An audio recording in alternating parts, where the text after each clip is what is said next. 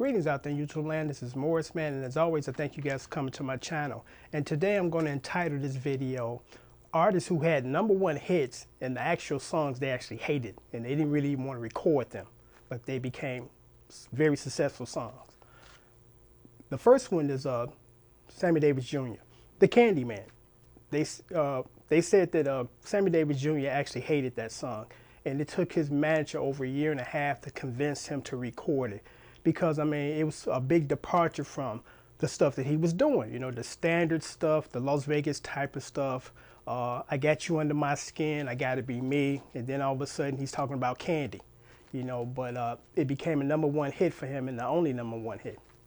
The next one on the list, and I just mentioned him in the earlier video, Rick James, Super Freak. When Rick James wrote that song, he was not serious about it. He said it was more or less poking fun at new wave music.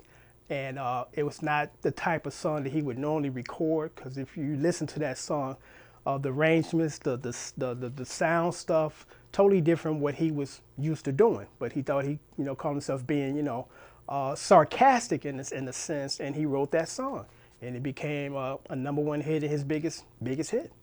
Next on the list, Kool and the Gang, Celebration. Absolutely, they hated that song.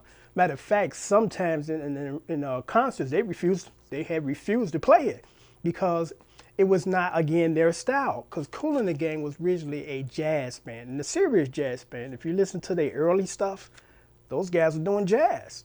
And then when JT came on board, lead singer, they started doing pop and crossover stuff.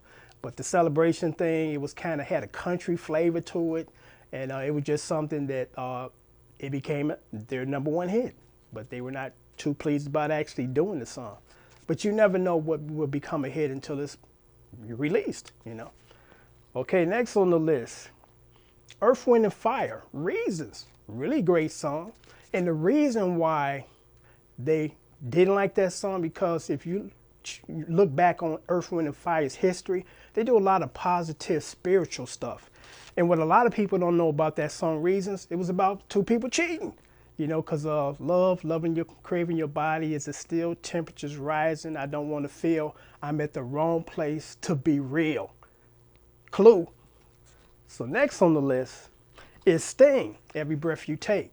A lot of people thought that was kind of a ballad and a love song, but when you listen closely, it's a stalker song.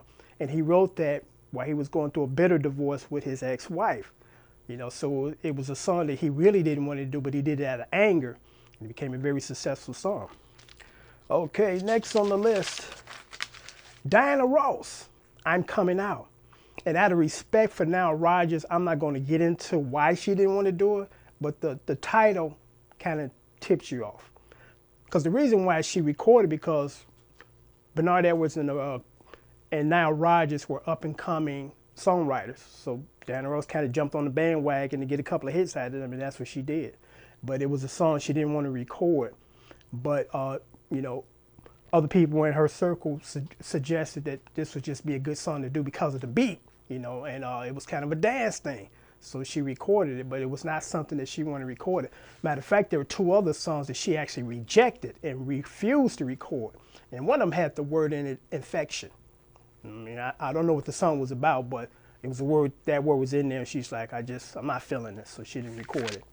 So there you have it. There's my list of celebrities or artists who recorded songs that became #1 hits, but they actually hated the songs. Until next time, take care.